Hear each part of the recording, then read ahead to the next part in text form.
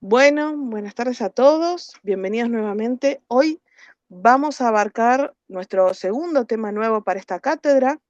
Hoy vamos a hablar sobre las dinastías Heian lo que es el Japón clásico. Elegimos este periodo puntualmente por el hecho de que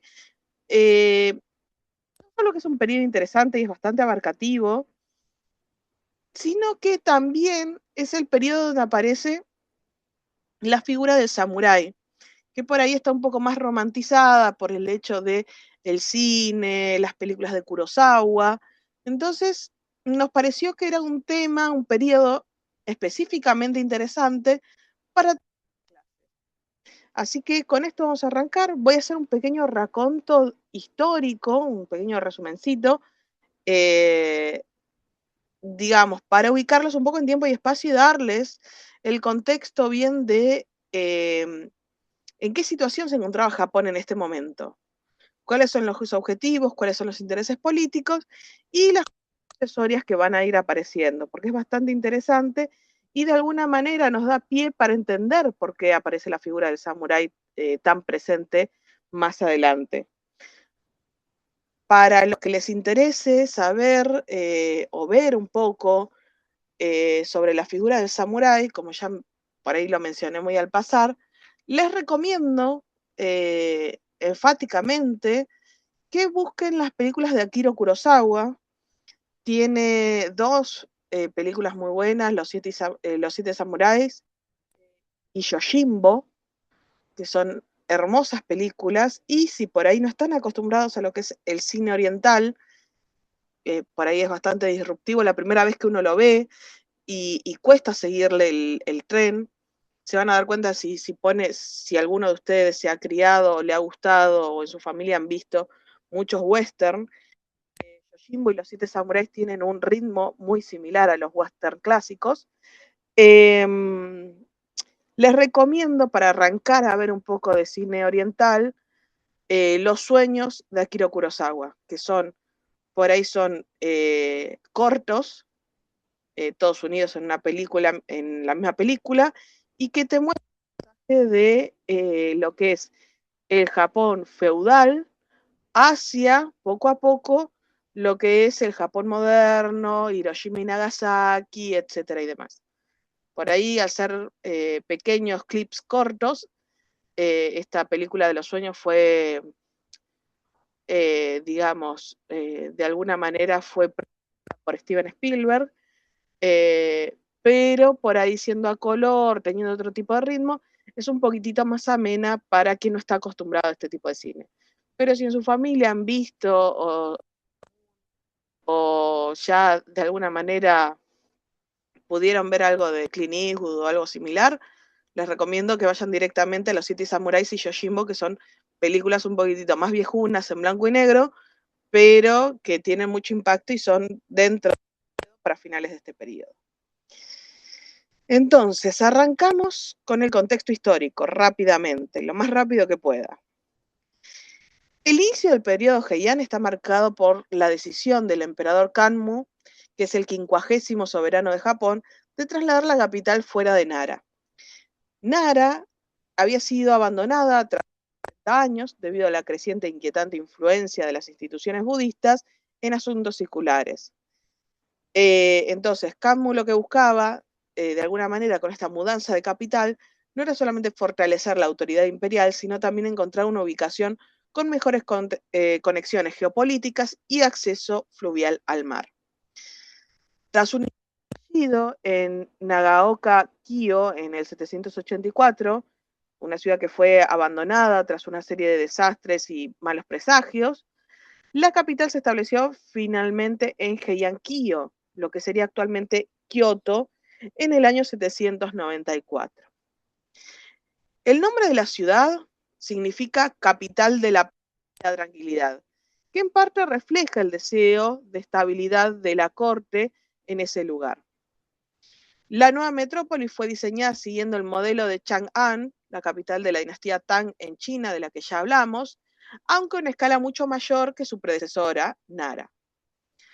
Durante sus primeros años, el gobierno imperial se mostró, ¿no? El emperador Kanmu trabajó para mejorar el código, que era un sistema administrativo y legal basado en modelos chinos que intentaba centralizar el poder, a pesar de, obviamente, las diferencias estructurales entre Japón y China. No les voy a decir el nombre del código porque en este momento no nos cambia mucho. Pero en este contexto, Kanmu va a llevar a cabo importantes acciones militares contra los pueblos del norte y del este que se resistían a este control imperial. El detalle interesante es que aunque nominalmente la soberanía residía en el emperador, el poder real va a comenzar a centrarse en manos de la familia o del clan Fujiwara, que era una poderosa familia aristocrática que va a utilizar la política de matrimonio vinculándose estrechamente con la familia imperial para, obviamente, monopolizar el poder. La mayoría de los emperadores de la era Heian van a nacer de madres Fujiwara, lo que le va a otorgar al clan un control natural sobre la sucesión y la educación de los herederos al trono. A mediados del siglo el control de los Fujiwara se institucionalizó mediante las figuras de Yeyo, que era una forma de ser regente el emperador de menor edad, y Kanpaku, que es un regente para emperadores. En el año 858, Fujiwara no Yojifusa asumió la regencia de su nieto, el emperador Seiwa, quien tenía solamente 8 años, estableciendo de esa manera una costumbre que va a durar siglos. El dominante del poder de este clan va a llegar con Fujiwara no Manchinga entre los años 995 y 1027.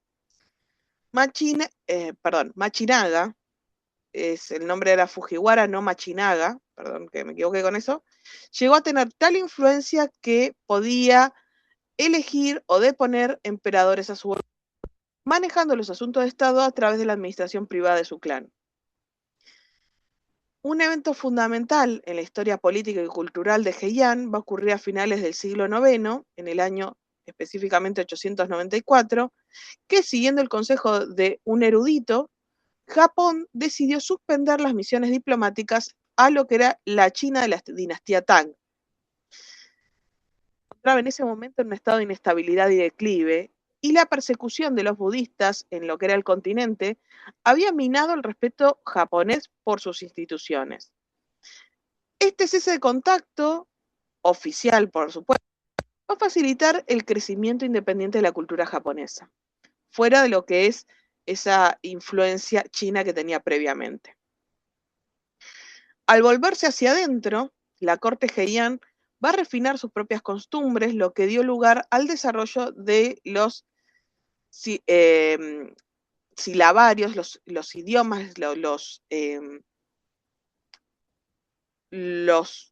digamos, la forma de kanji de comunicarse, que hoy se conoce como katakana y el hiragana, permitiendo el florecimiento de una literatura única en lo que fue el Japón de este momento. Sin embargo, este aislamiento va también a contribuir a una falta de visión sobre la administración provincial, ya que los nobles de Kioto se obsesionaron con el refinamiento estético y la vida cortesana, ignorando el deterioro y el orden del resto del país. El sistema económico de Heian se va a ver debilitado por la falta de una moneda nacional funcional, y para el año 1000 el gobierno ya no sabía cómo emitir moneda y el dinero desapareció gradualmente de circulación. La economía regresó a un sistema de trueque y comercio basado en el arroz como principal unidad. Simultáneamente, el sistema de tierras evolucionó hacia los latifundios privados. Presten atención en esta parte porque es justamente el principio de lo que yo les mencionaba en una primera instancia, de lo que queremos charlar.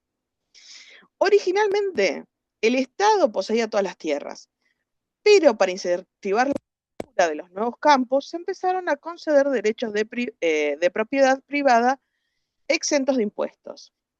Estos latifundios comenzaron a ser propiedad de aristócratas grandes y de instituciones religiosas, que comenzaron a afirmar que que tenían una cierta independencia del control imperial, erosionando poco a poco la base impositiva del gobierno central.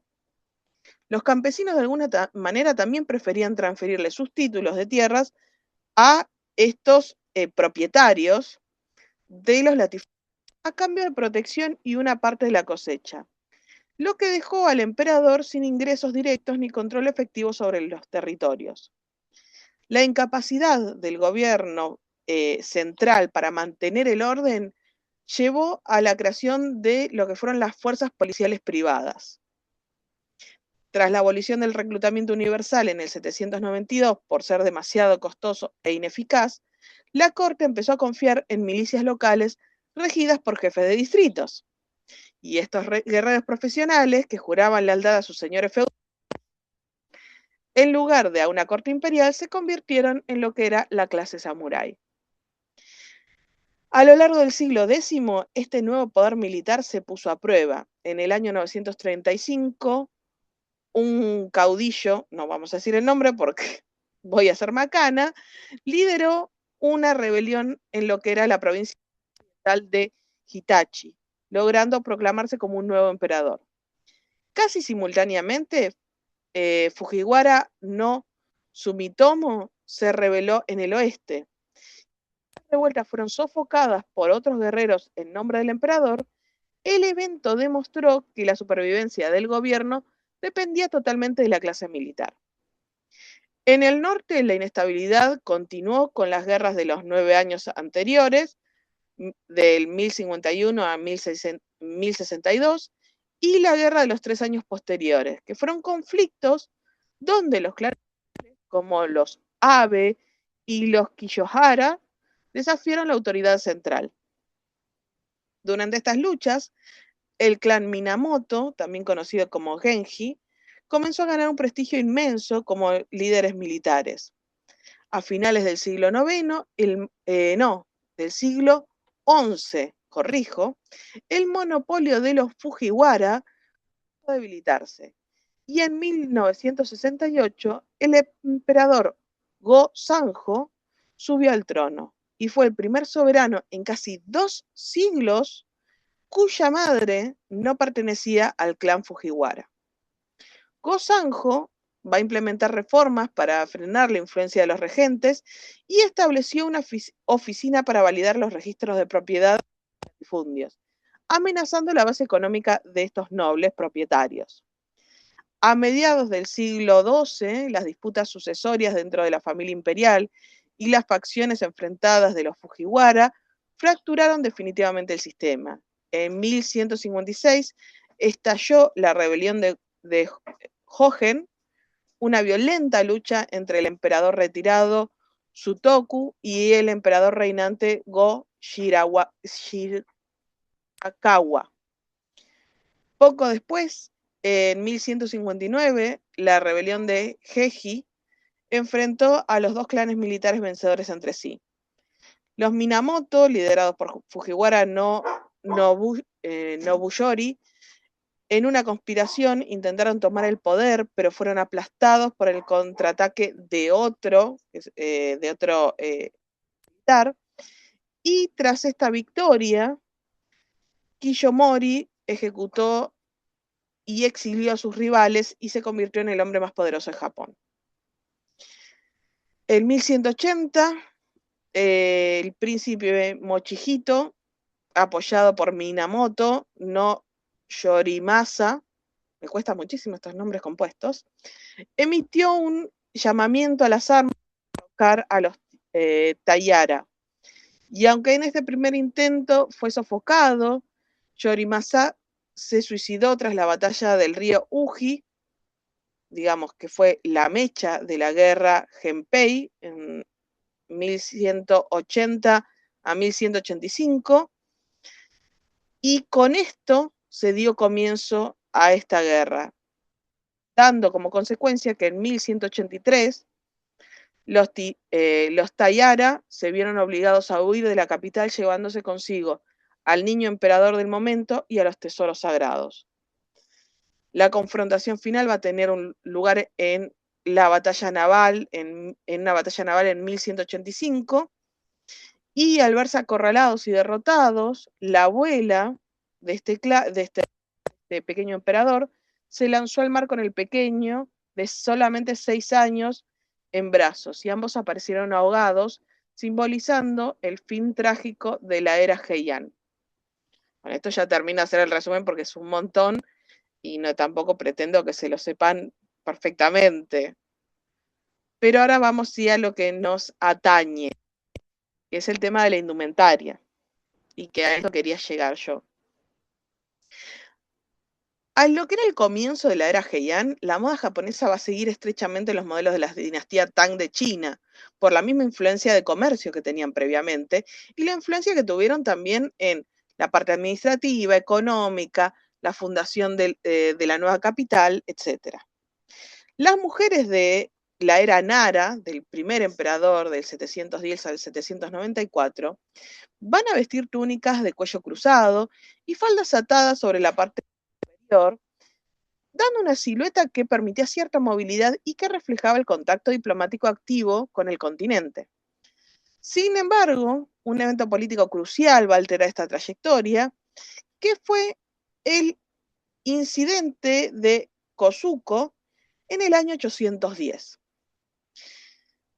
¿Qué pasó en este momento? Tras una disputa sucesoria, el emperador Saga y el emperador retirado Heisei, la secretaria y favorita de este último, Fujiwara no Kusuko, fue desterrada y las mujeres de la alta aristocracia fueron obligadas a permanecer puertas adentro. Esta reclusión forzada tuvo un efecto, digamos, irónico tal vez en lo que fue la moda. No que trabajar en público ni desplazarse por el exterior como los hombres, las mujeres pudieron permitirse una indumentaria mucho más voluminosa, pesada y experimental. Fue en esta época de oscuridad de los palacios donde nació el estilo que hoy conocemos como el de las 12 capas. Obviamente las fuentes van a aclarar que este término es en gran medida un nombre inapropiado o, digamos, un anacronismo posterior. En la época Heian, este conjunto formal no se llamaba el de las 12 capas, que se llamaba indumentaria de las damas de compañía. El nombre de las 12 capas se popularizó mucho después, durante el periodo Edo, para describir de forma romántica lo que en realidad era un sistema flexible de capas. El número de prendas no era estrictamente 12. Dependía de la estación, el rango de la dama y la importancia de la ceremonia. Una mujer podía vestir desde un par de capas hasta 20 o más. Sin embargo, por razones prácticas y de peso, la mayoría de las damas de la corte solían limitarse a 5 capas principales sobre la ropa interior, que era un conjunto conocido como Itsutsu Shinu. Andás a ver si lo dije correctamente o lo pronuncié correctamente. Incomprobable esto. Que era una indumentaria completa de este tipo, podía llegar a pesar entre más de 15 o 20 kilogramos, especialmente en invierno. Tomen en cuenta que hoy cuando vamos yo por experiencia hace poquito, vamos a la nutricionista, te dicen que más o menos entre la ropa y los zapatos puede estar 1,5 kilos, 2 kilos como mucho, siendo zapatillas. Imagínense llevar 15 o 20 kilos encima solo de prendas, el equilibrio que uno debía mantener. Debido a este volumen, las mujeres no caminaban de forma convencional, sino que se deslizaban sobre las rodillas o arrastraban los pies dentro de sus largos pantalones, que era un estilo de movimiento que todavía se preserva hoy en las ceremonias de vestimentas tradicionales en la actualidad. ¿Cómo se componía este tema de las 12 capas? El proceso de vestirse era un ritual complejo que va a requerir la ayuda de asistentes especializados, ya que es imposible que una mujer se pusiera todas las prendas sola, de semejantes volúmenes. Entonces, el orden de las prendas consistía en lo siguiente. Primero se empezaba con la base, que consistía en una túnica de mangas cortas, esto se refiere a la apertura para las muñecas, llamada kosode, que servía algo así como ropa interior. Sobre esto se vestía los nagabakama, que eran unos pantalones extremadamente largos y rojos que cubrían los pies y se arrastraban por el suelo. Para las mujeres casadas el rojo era brillante, mientras que para las jóvenes solteras era de un tono granate más oscuro. La primera capa de seda, propiamente dicha, generalmente sin forro y de color sólido, que servía para absorber el sudor y proteger las capas superiores más costosas, se llamaba hitoe. Y luego venía un conjunto de túnicas de seda que constituían el núcleo del colorido. Estas capas se graduaban en tono para crear efectos visuales en los bordes y se llamaban Itsutsu Shinu. La túnica principal superior, que era a menudo hecha de seda con brocados o patrones complejos, cuyo uso solía requerir permiso imperial, se llamaba uwagi. Lo tienen como túnica exterior estampada ahí en el dibujo. Usaba una chaqueta corta que llegaba a la cintura, inspirada en las modas chinas originales, pero transformada en prenda puramente ceremonial, que se llamaba karajinu.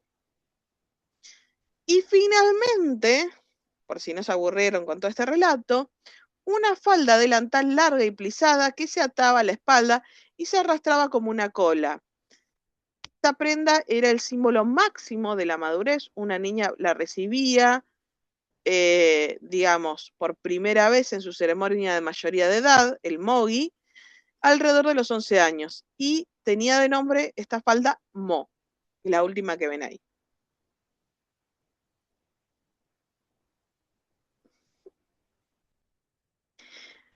En una sociedad donde el rostro de la mujer rara vez era visto por extraños, el gusto y la educación se juzgaban a través de perdón, me quedé sin aire, de la combinación de colores, específicamente en su ropa.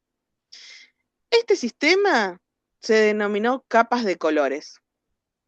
Dado que todas las túnicas tenían el mismo tamaño, la única forma de ver las capas inferiores era a través de las aberturas de las mangas, del cuello y el dobladillo inferior. Por eso estos puntos se volvieron puntos sumamente eróticos, sumamente insinuantes, y es algo que nosotros podemos ver por ahí, obviamente más adelante, porque no era el de esta misma época, en la película Memorias de una geisha, por ejemplo, o para traerles algo para que lo empiecen a interpretar. ¿Por qué el tema del cuello? ¿Por qué el tema de las muñecas? Si la vuelven a ver van a empezar a darse cuenta de esos pequeños detalles. Una dama de la corte debía ser una experta en botánica y en poesía para elegir la combinación correcta según el calendario lunar. Un error cromático, como vestir colores de primavera a principios de otoño, era suficiente para destruir la reputación social de una mujer. Entonces, vamos a ver un poco de colores comunes, o sea, combinaciones comunes. Para se van a utilizar tonos que imiten la floración.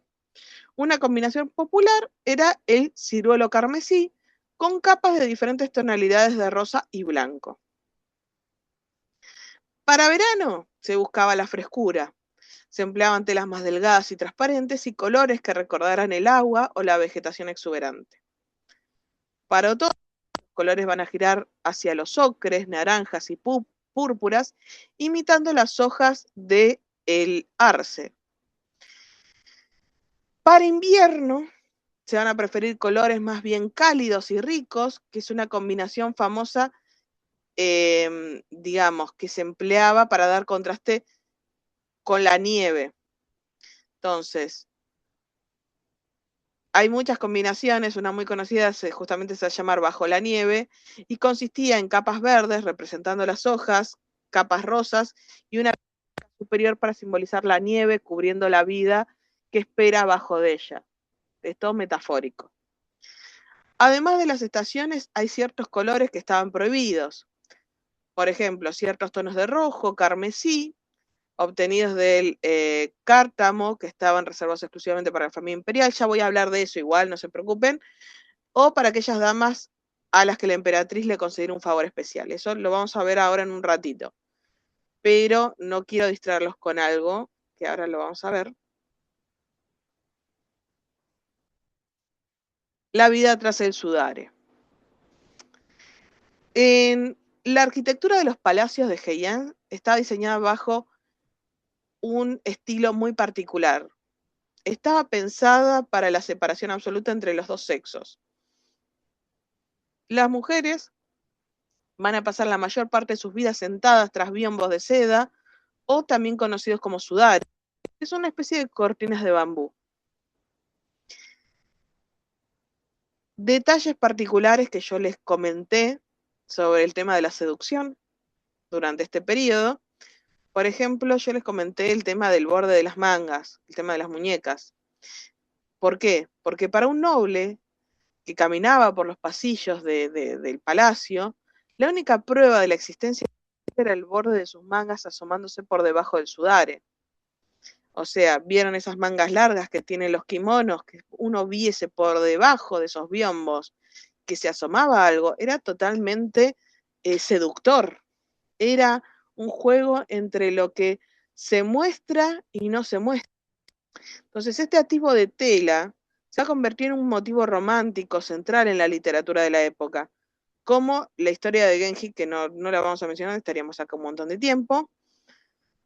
Pero tengan en cuenta que la capacidad de una mujer para disponer sus mangas de forma que las capas de colores se vieran perfectamente alineadas, por ejemplo, de su condición, de cómo estaba su alma, de completo refinamiento. Por otro lado, también tenemos el abanico, que era dado,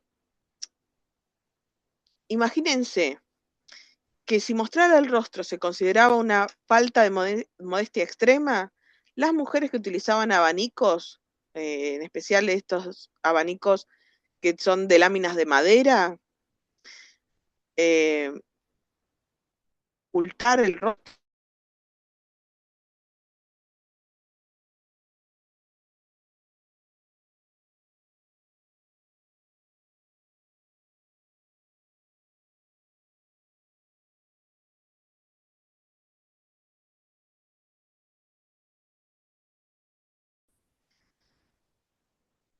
Dentro de tantas capas de seda era físicamente restrictiva.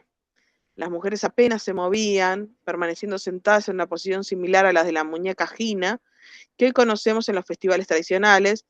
Esto lo pueden ver en el jardín japonés, si buscan el Festival de las Niñas. Van a ver que van a montar unas estructuras con muchas... si buscan, déjenme tratar de recordar, creo que es el segundo sueño de Los sueños de Akira Kurosawa, donde muestran el florecimiento de los duraznos. Si mi memoria no me falla, que a veces me falla. La falta de luz en los interiores de los palacios también dictó el uso del maquillaje extremo, que esto ya vamos a ahondar un poquitito más, pero por ejemplo polvos blancos facial en todo el rostro, para que el rostro fuera visible en la penumbra, y dientes ennegrecidos para ocultar la fealdad de la decadencia dental. Esto ya lo vamos a hablar un poquito. Cejas afeitadas que se redibujaban en la parte superior, siempre para crear expresiones de serenidad constante. Ahora lo vamos a ahondar un poquito, pero quiero entrar un poco en lo que es indumentaria masculina antes de irnos a el maquillaje, porque tanto hombres como mujeres se maquillaban. Un dato no menor. En cuanto a la indumentaria masculina durante el periodo Heian, representa uno de los sistemas de vestimenta más complejos, reglamentados y simbólicos de lo que es la historia de Japón. A diferencia de la creencia popular, que suele centrarse en el esplendor de las damas de la corte, la moda de los hombres aristócratas era, en muchos aspectos, más complicada y restrictiva que la femenina. Mientras que las mujeres vivían gran parte de sus vidas recluidas tras las cortinas, el sudare, tras el incidente de Kuzuko, que ya les mencioné arriba, lo que les permitía cierta libertad en la elección de patrones y colores, los hombres debían desempeñar funciones públicas y burocráticas, lo que los sometía a una estricta vigilancia en lo que eran los atuendos por parte de la jerarquía imperial. Este sistema de vestimenta no iba a cumplir una función estética, sino que era una herramienta política esencial para indicar el rango, la oficina y el estatus social de cada individuo dentro de la rígida estructura de la corte. El Sukatay era el equivalente, digamos, al traje de etiqueta o uniforme ceremonial de la corte de Heian. Era, sería como el traje de negocios de los altos funcionarios, y desde el emperador hasta los oficiales de menor rango, todos empleaban el sokutai. Su estructura era masiva, rígida, y la idea, el plan, el objetivo de este traje era proyectar autoridad. A diferencia de los trajes modernos, el sokutai se constituía sobre varias capas de seda. El kosode, por un lado, que era una prenda interior blanca de mangas cortas que servía de base. El hitoe, que era una túnica sin forro, a menudo de color rojo o verde, que servía para el sudor y dar estructura. El akome, que era una capa intermedia que se ajustaba según la estación. En invierno, puntualmente, por ejemplo, era más gruesa para combatir el frío, mientras que en verano se buscaba una seda más ligera. Y el ho, también, que era la túnica exterior de cuello redondo, que vemos ahí en negro, característica de la influencia original de la dinastía Tang, que luego se volvió puramente japonesa. El sokutai, aberturas a la altura de las axilas que estaban cerradas, lo que le daba un aspecto más formal y rígido. El hombre también lo que vestía eran dos tipos de pantalones, el hakama, que eran los más externos, eran el ueno hakama, que son pantalones de seda blancas con patrones de brocado. Tenían también unos pantalones internos. A diferencia de los cinturones obi modernos, que nos inventaron hasta mucho después, los hombres del periodo Heian utilizaban un cinturón de cuero rígido, decorado con piedras preciosas o metales, para asegurarse las capas exteriores del sokutai. El calzado completo, digamos, de alguna manera daba la imagen de la autoridad del noble. En entornos formales, los hombres vestían tabis, pero estos eran diferentes a los calcetines modernos con separación para el dedo gordo, se ataban alrededor del tobillo con cuerdas. Sobre los tabis, que eran estos calcetines, se calzaban zapatos como por ejemplo los asagutsu, que eran zapatos de madera lacada de suela gruesa, o los kogutsu, que eran otro tipo de zapatos, digamos, un poco más ceremoniales. Un cambio cultural importante ocurrió a finales del periodo Heian, que mientras que en el periodo Nara se usaban zapatos dentro de los edificios, para finales del Heian nació la costumbre típicamente japonesa de quitarse los zapatos y dejarlos afuera, entrando en las esteras de paja solo con los tabi, que son las medias, o descalzos. Esto en el último de los casos, ¿no? Como accesorios también los hombres podían llevar el abanico, que era un accesorio también masculino, que eran hechos de láminas de madera de ciprés unidas por hilos de seda. Estos abanicos no eran solo para el calor, sino que servían como dispositivos de etiqueta para ocultar la boca al hablar o para anotar poemas de forma improvisada. Y ahora pasa a otro tipo de prenda, que era la prenda deportiva. Este tipo de prendas tenía el nombre que literalmente significaba ropa de casa, que originalmente eran diseñadas para actividades al aire libre, pero con el tiempo se fueron convirtiendo en un atuendo de diario para los aristócratas y eventualmente en el traje oficial de la clase samurái emergente. Este tipo de prendas de cacería destacaba por su practicidad y su estética relajada, que tenía las características axilas abiertas, que sokutai. Estas prendas tenían las axilas completamente abiertas, lo que le permitía una ventilación superior, una libertad de movimiento necesaria para disparar flechas o montar a caballo. Tenían los pantalones, los sashinuki, que eran pantalones extremadamente anchos y largos para caminar con facilidad o jugar deportes como el fútbol tradicional. y los ruedos se podían recoger con cordones a la altura de las pantorrillas. Para ocasiones más tranquilas, se podían atar también a los tobillos, dejando que la tela cayera elegantemente sobre los mismos. Las mangas eran ajustables, llamadas cariginu, tenían cordones en los puños que permitían que se puedan recoger la tela sobrante alrededor de las muñecas cuando se necesitase en el caso de hacer actividades físicas. Un detalle técnico muy interesante era que los cuellos de estas se reforzaban con papel enrollado, lo que les permitía mantener una forma rígida y vertical sin doblarse, a menos que se esforzara intencionalmente. Aunque esta prenda, insisto, era considerada ropa deportiva originalmente, como si fuera el jogging de la época, los aristócratas lo utilizaban con patrones de seda exquisitos que incluían motivos fuertes como la malva real o la glicina, plantas que florecían en mayo, que eran muy celebradas en los festivales de la capital.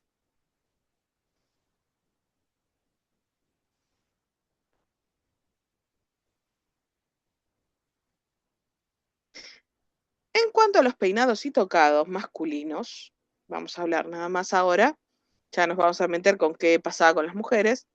El peinado básico para los aristócratas consistía en recoger todo el cabello hacia arriba en un moño conocido como maje, que es ese moño superior que vemos ahí en la ilustración. Este moño va a servir como una base estructural para sostener los complejos tocados que indicaban la posición del hombre. A diferencia de las mujeres que cultivaban cabelleras de metros de largo, ya lo vamos a hablar, los hombres mantenían su cabello lo suficientemente largo para ser recogidos, pero de alguna manera siempre van a tener el cabello. El cuidado del cabello era un asunto bastante serio que dependía de la adivinación, llamado aminología, que es adivinación basada en el yin y el yang. Entonces, un hombre no podía lavarse el cabello simplemente cuando lo deseaba, cuando lo sentía sucio, digámosle. Y no que debía esperar a que un adivino determinara un día favorable consultando los astros y los presagios. Imagínense un día de calor y yo teniendo que esperar que un adivino me diga cuándo lavarme el pelo. Yo lo mato directamente. Lavarse el cabello en un día desfavorable podría traer enfermedades o mala fortuna. Cuando llegaba el día permitido, los aristócratas utilizaban el toyu, que era el agua blanca que quedaba tras lavar el arroz para cocinar.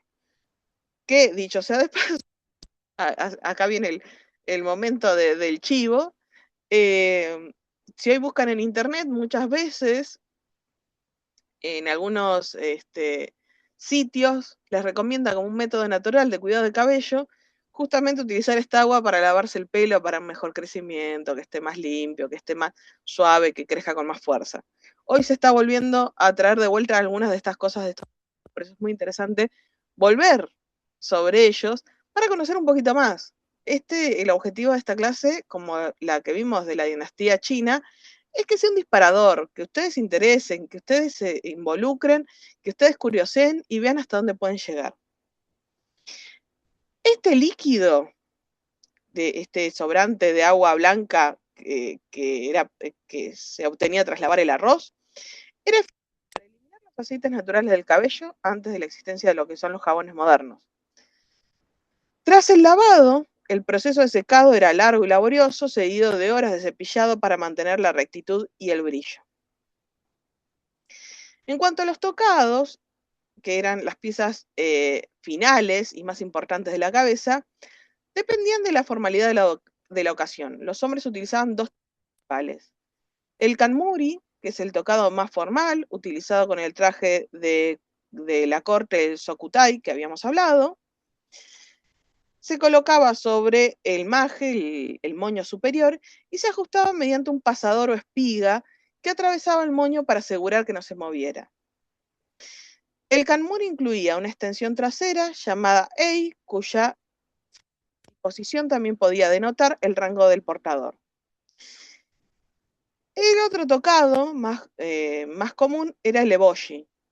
Es un gorro de seda lacada, más ligero y flexible que el kanmuri, Y existían variantes de este mismo, que se utilizaban con prendas más casuales, como la prenda de casa que vimos, u otras, o en otras ocasiones. Incluso en la intimidad del hogar, un noble de la época Heian siempre llevaría este tipo de tocado, el eboshi, para cubrir su cabeza. Además, con lo difícil que era bañarse, imagínense. Yo también me cuidaría el pelo así, porque no me hago dos veces el mismo tocado, hasta cuando el adivino quiera. Y acá hay una cosa muy interesante. Esta imagen que yo les dejo acá no es una mujer, es un hombre. El ideal de belleza masculina en el periodo Heian no buscaba la rudeza, como uno se imaginaría, esto lo vamos a charlar al final, pero uno se imaginaría tras ver las películas de samuráis, sino que se buscaba un refinamiento casi etéreo que hoy consideraríamos de alguna manera bastante femenino. Un hombre noble, digámosle, bien parecido, por ahí nos íbamos a encontrar, si vamos en este periodo, con ciertas características que por ahí hoy nos serían un poquito controversiales. Por ejemplo, usaría polvos faciales, que era usado tanto por hombres como mujeres. La realidad es que era práctica y estética en parte. Los interiores de los palacios, como ya dije, eran bastante oscuros y los rostros blancos de alguna manera destacan mejor bajo la luz tenue de las velas. Sin embargo, estos polvos también contenían plomo, lo que causaba envenenamiento crónico, que digamos, no se encontraría una cura, no se entendería hasta siglos después. Si quieren un dato interesantísimo, que tengo acá justo, por algo siempre estoy con la biblioteca al lado, hace unos cuantos años me había obsesionado en su momento, les estoy hablando, yo estaba todavía en el secundario, con el tema de Memorias de una Geisha, cuando salió la película. Me leí la novela, me encantó, pero como que necesitaba saber un poco más. Hay una biografía de Mineko Iwasaki, de una geisha. Es una historia real. Esto ya está documentado, ella va a mostrar fotos de su familia, de sus primeros años, de obras de teatro que ella participó, fotos de ella de joven. Pero lo que tiene de interesante es cuando uno lee una biografía, un caso real, aparte de hablar del peso de los kimonos y ciertas cuestiones de indumentaria que a mí me parecieron muy interesantes, como el tema de los peinados, ahonda mucho más en profundidad de lo que uno ve en la película o en la novela de Memorias de una Geisha, también cuenta un poco más sobre el tema de cuando las geishas crecen, envejecen, problemas con las pieles que terminan teniendo en el rostro gracias a estos maquillajes tan pesados, alopecia, o qué quiere decir, como que se quedan calvas en algunas zonas, especialmente en la coronilla, en la parte de atrás de la cabeza, por el uso de los peinados tan tirantes, y ciertos detalles que me parecieron sumamente interesantes. Si les gusta, si les interesa, búsquense la biografía Vida de una Geisha de Mineko Iwasaki, es muy interesante para los que les guste este tema. Yo siempre algo les dejo, películas, libros, algo, siempre acá tenemos para todos los gustos y sabores. Como les decía, y volviendo un poquito, otra característica de los hombres de este maquillaje, esta producción, eran los dientes negros, que al igual que las damas, los hombres aristócratas también se van a ennegrecer los dientes. Se creía en ese momento que estos polvos van a prevenir las caries, pero la función principal siempre fue estética. Lo que se va a buscar es eliminar el contraste del blanco natural de los dientes con la cara empolvada. Y aparte, de alguna manera, cubrir imperfecciones en los dientes. También el tema de que el ideal masculino va a incluir un bigote muy fino y una pera bastante delgada. Cualquier exceso de barba era visto como un descuido o algo bárbaro, como algo, digamos, decadente. Como les había mencionado previamente, dado que el baño no era tan frecuente, pero era una norma que debía seguirse, el tema de la higiene, no es que no se bañaban, pero de alguna manera van a frotarse con toallas más que bañarse como un ritual de baño-baño. Los hombres van a utilizar grandes cantidades de incienso y fragancias para aromatizar sus ropas antes de salir a la corte. Seguimos. ¿Qué hay con las mujeres? ¿Cómo eran las mujeres en esta época? El maquillaje femenino de la época Heian va a buscar crear una apariencia etérea, como ya les dije, igual que en el hombre, y uniforme que permitiera a las mujeres ser visibles en los interiores oscuros de los palacios, iluminados por luz tenue o lámparas de aceite. Esto se mantiene igual. La base de toda la belleza era la piel blanca. El bronceado siempre va a ser una marca de pertenencia a la clase trabajadora que pasaba el día bajo el sol. Por lo tanto, los aristócratas, tanto hombres como mujeres, van a aplicar estos polvos faciales. Este polvo se hace a menudo a base de plomo, como ya dije, extremadamente tóxico y provoca problemas de salud crónicos e incluso muertes prematuras. Una toxicidad que no se comprendió plenamente hasta, yo no les mencioné hasta qué siglo, y acá no quiero volver atrás, hasta el siglo XVIII. El objetivo era una blancura absoluta y evitar estos tonos azulados o rojizos que uno tiene por el uso de ciertas, digamos, esos enrojecimientos que uno tiene a la mañana a veces, se evitaba completamente con el maquillaje tan profundo. Denme un minuto que hay alguien que quiere salir, disculpe.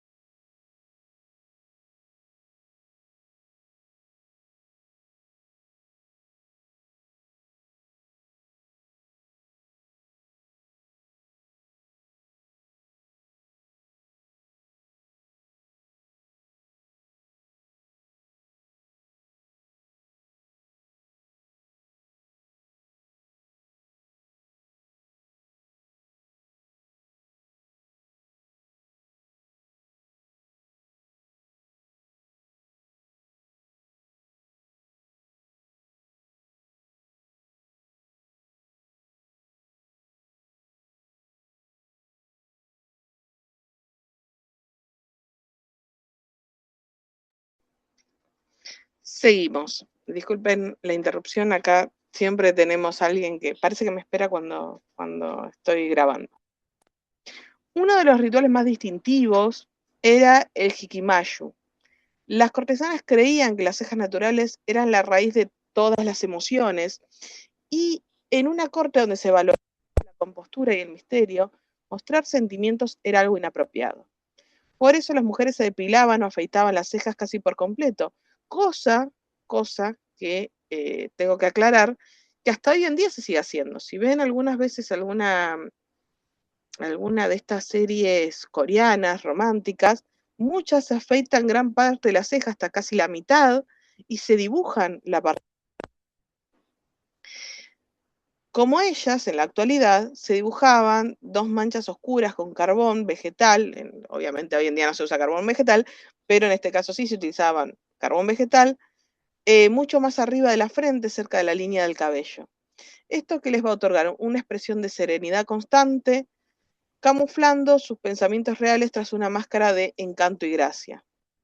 Cubierto obviamente con el pigmento blanco. En contraste con el rostro blanco, se pintaban los labios con un pigmento rojo obtenido del cártamo. El ideal obviamente no era resaltar la forma natural de la boca, sino dibujarla de una manera que pareciera más pequeña, más estrecha y delicada, similar a un capullo de flor. O sea, no es como ahora que queremos la boca más grande, que la dibujamos por encima casi de la línea del labio, sino que acá era todo lo contrario. La plenitud de los labios no se consideraba atractiva en lo absoluto. O sea que los que tenemos labios grandes, todo mal, como para que se den una idea.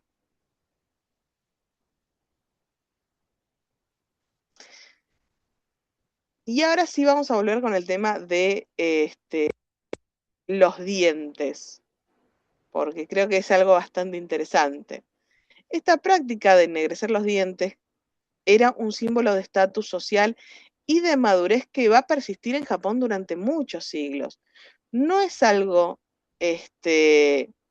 digamos, que va a aparecer y desaparecer luego del periodo, sino que va a permanecer. Como ya les dije, va a tener un objetivo estético, porque genera contrastes frente al polvo blanco facial y además de cubrir los dientes naturales que pueden parecer amarillentos o sucios por el contraste.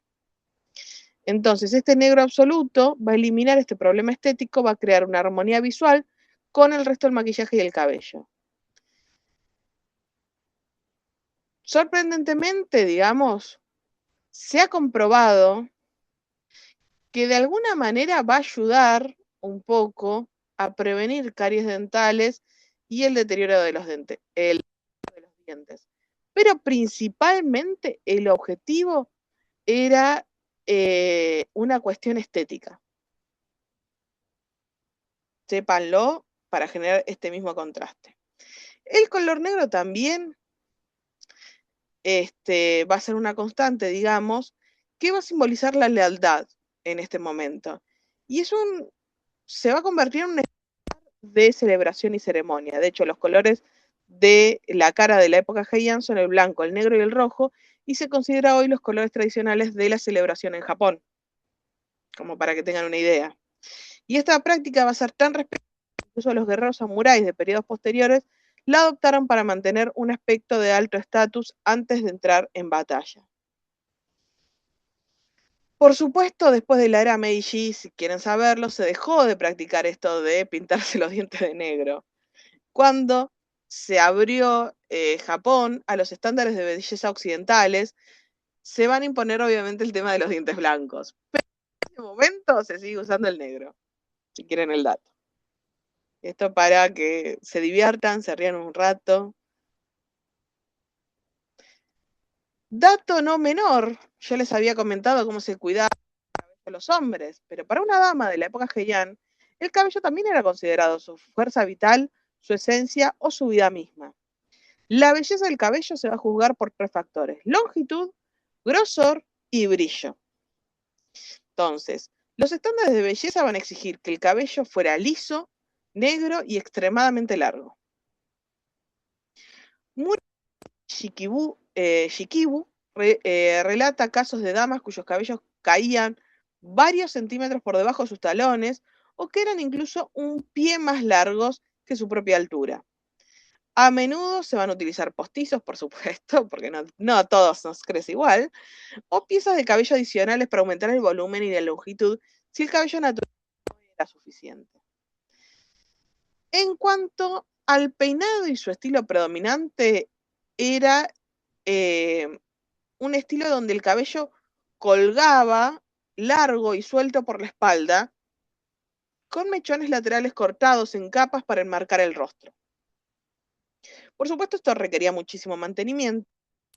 Las cabelleras requería horas de cepillado y peinado constante para asegurar que permanecieran perfectas, lisas y brillantes. El aseo en el periodo Heian estaba lejos de lo que son los baños diarios modernos de hoy, así que estaba fuertemente influenciado, como ya les dije, por la superstición y la adivinación. Lavarse el cabello, ya les comenté en el caso de los hombres, pero en el caso de las mujeres estaba un evento monumental que ocurría aproximadamente una vez al mes. No se podía hacer por deseo propio, se requería un adivinador o fortunero, consultar las cartas astrológicas para determinar un día favorable. Y se creía que lavarse el pelo en un día inapropiado traía malos presagios o enfermedades causadas por el frío. Eso ya se los comenté, eso se mantiene igual. El tema del uso del agua de arroz era también para ambos casos. Por supuesto, dado que los aristócratas no podían salir al exterior, lavar el cabello en los ríos, como se hacía el campesinado, era bastante complicado. Entonces utilizaban grandes cuencos llenos de esta agua de arroz, que era el agua sobrante del lavado que se usaba para lo que era, digamos, el cereal para cocinar. La verdad que era bastante eficaz para eliminar estos aceites naturales que les mencioné. Y, por supuesto, lo que sí requería mucho tiempo de secado, el tema del pelo, y aparte también sesiones de cepillado larguísimas para recuperar el brillo y la rectitud. Esto se mantiene dentro de todo, hay muchas cosas que se mantienen igual entre hombres y mujeres. Las damas de Heian no se bañaban en formato de inmersión, o sea, como tenemos nosotros en la bañera, de forma regular. Entonces, volviendo, mantenían el mismo tema de la higiene como el hombre, se limpiaban con toallas húmedas. Por supuesto, en ambos casos, dependían profundamente de los inciensos y fragancias para estos olores que se podían generar. Y se utilizaban grandes cantidades de perfume para aromatizar las túnicas de tela, creando una atmósfera de refinamiento olfativo que precedía a la mujer antes de ser vista y se olía mucho después de que ella se haya retirado. Era el objetivo.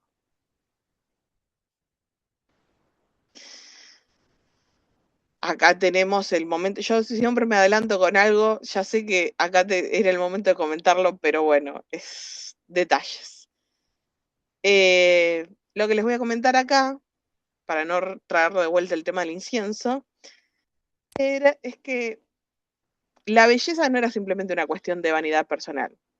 Se consideraba una parte intrínseca de lo que definía una persona como buena, o sea, una gente buena y de estatus elevado. Dense cuenta, una persona bella y cuidadosa en la forma de vestir se consideraba que era una persona buena. Por más que una tenga que ver con la otra, parece que estamos mezclando peras y naranjas, no tiene nada que ver con nada, pero esta era la mentalidad de la época. Para la aristocracia de la corte imperial, el refinamiento, el maquillaje, el aseo y el vestido era una manifestación de educación, sensibilidad artística y moralidad. El canon de belleza de la época Heian difería drásticamente de los estándares modernos, según de los escritores contemporáneos que van a tomar este tema nuevamente. El cuerpo ideal no se buscaba delgado, sino con una apariencia menuda y ligeramente rollizo. Ya hablamos de un ideal similar cuando vimos el ideal de belleza de China. Se prefería una estatura pequeña, una dama que midiera menos de unos 50, por supuesto en esta época sería considerada perfecta para el estándar. La delgadez extrema, donde se vieron los huesos visibles, se le asociaba con enfermedad o pobreza. En cambio, una figura redondeada o curvilínea era señal de una dieta saludable y, por extensión, de una riqueza que le permitía tal nutrición. Debido a que, por supuesto, las mujeres vestían las túnicas bastante pesadas, el movimiento era limitado. Y para parecer más pequeñas y gráciles, las damas a menudo se desplazaban caminando sobre sus rodillas en lugar de usar sus pies, que era una técnica de deslizamiento que aún sobrevive en algunas ceremonias de vestimenta tradicional. El rostro perfecto debía tener una frente prominente y amplia, ojos grandes y brillantes. A menudo estos están descritos como estrechos en las pinturas, pero se buscaba que fueran grandes en lo ideal. Una nariz pequeña y una boca menuda. Una frente demasiado larga o una barbilla excesivamente pronunciada se la consideraba como rasgos poco armoniosos y por ende indeseables.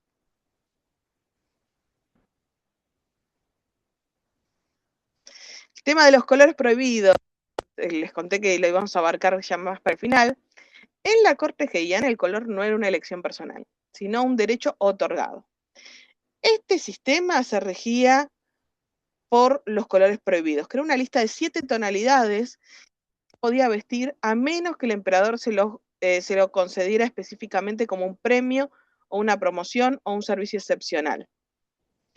Se menciona con frecuencia en algunos escritos que si alguien había cometido un error imperdonable al vestir un color que no le correspondía, durante su época, por supuesto, los colores podían generar distintos tipos de castigo, depende de la ofensa que haya generado.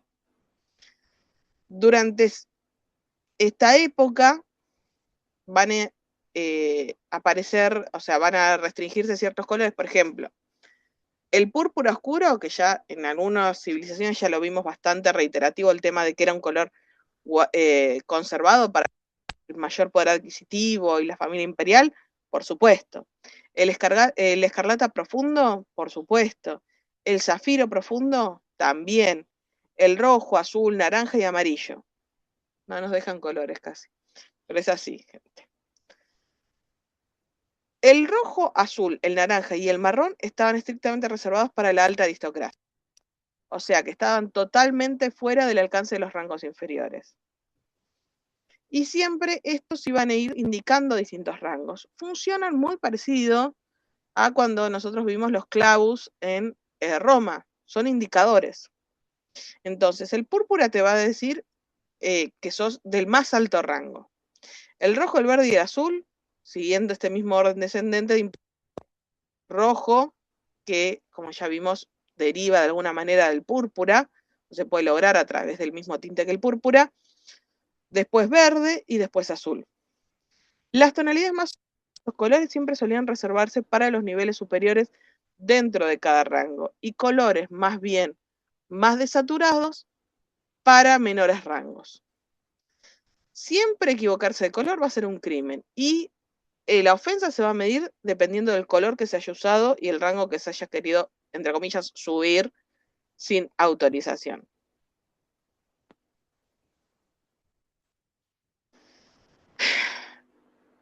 Existe la idea, por ahí algo romantizada por nosotros en Occidente, que los samuráis siempre fueron la élite guerrera dominante con armaduras espectaculares. Esto realmente es un mito. Los samuráis no nacieron como una clase noble de guerreros con gran autonomía desde el inicio. Originalmente el nombre samurái significa aquellos que sirven, y van a surgir de la necesidad económica en el año 792. Esto ya se los conté un poco en el tema de historia. ¿Por qué? Porque el emperador Kanmu abolió el reclutamiento porque era costoso, permitiendo que las milicias locales regidas por jefes de distrito tomaran el relevo. No siempre vistieron armaduras pesadas, como vemos en el cine. En sus inicios los guerreros utilizaban ropa de caza, como la que vimos previamente, como un uniforme diario y debido a la comodidad y a la movilidad que esto les daba. Fue solo hacia final del periodo Heian y el inicio del Kamakura cuando la ropa de trabajo del plebeyo se convirtió en el estándar para la nueva clase militar en el poder.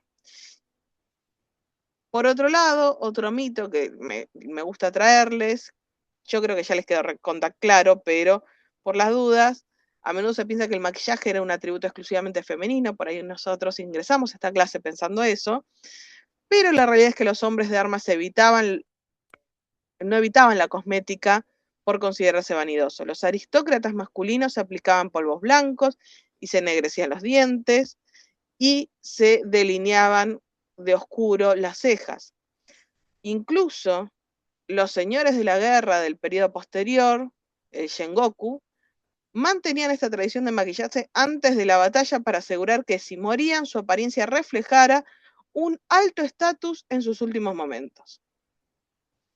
Otro mito que les traigo, que por ahí es algo que uno, con lo que llega a la clase de hoy, que la moda y la estética masculina eran secundarias y menos complejas que la femenina, y como ya hemos visto, la moda masculina era más complicada que la femenina, principalmente porque los hombres operaban en la esfera política y estaban sujetos a reglas de rango extremadamente rígidas, como vimos los colores, mientras que son más flexibles con este tema, con el tema del color, de los patrones, porque estaban en la privacidad del sudare. Los hombres seguían estrictos códigos de vestimenta laboral según su puesto en la administración. Existía un mito, inclusive, que los hombres mostraban su rostro y peinado libremente, pero la realidad es que no podía mostrar su cabello en lo absoluto, ni en público ni en privado. El cabello siempre se recogía, como ya vimos, en el moño, el maje, y se cubría con tocados. Estar al descubierto se lo consideraba una falta de educación. Y con esto, con estas curiosidades, con este recopilatorio de mitos que por ahí hemos traído un poco de el cine, terminamos la clase de hoy, que fue cortita, y nos estamos viendo pronto en la próxima clase.